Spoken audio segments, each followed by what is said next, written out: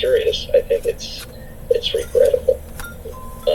There are provisions in the IEA Charter to suspend, if not, throw out, at least suspend the voting rights of members who violate basically the rules. And it certainly can be interpreted one way or the other, but I think the finger of our thinking on the scales of justice ought to be pressing down on, I think you've gone too far.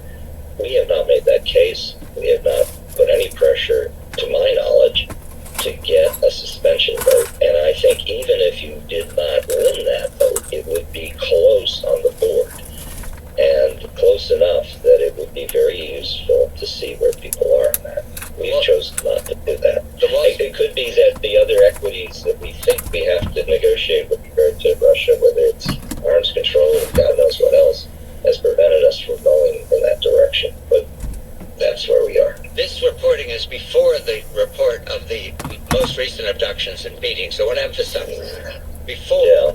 All right. Yeah. The IA's mandate is to observe safety and security conditions. However, the Wall Street Journal reports very carefully. The third of the agency's 7 safety pillars reads, the operating staff must be able to fulfill their safety and security duties and have the capacity to make decisions free of undue pressure. I would say beatings satisfy the violation of that third pillar. So, Henry, what is it we're waiting for from Mr. Grossi? What is possible? I get that.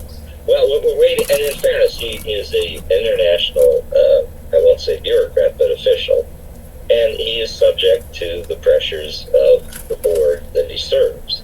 So unless someone like the United States and like-minded nations speak up about this, he is not going to, risk the ire of Russia, maybe others on the board, by proposing to suspend. I think we're the problem more than the IEAs. We've chosen not to make a point of this. And how does that advantage the United States if we are not speaking up and complaining to Mr. Grossi? What would result from that positive? Well, I can only speculate, but the reasonable minds might focus on, bargains to get basketball players out of jail. They might speculate about arms control agreement negotiations to continue inspections for START, which have not gone very well. There could be any number of issues that we still want to have an open channel on, and the argument would be, well, if that's the case, we can't ruffle any feathers. My guess is that's a great truth argument.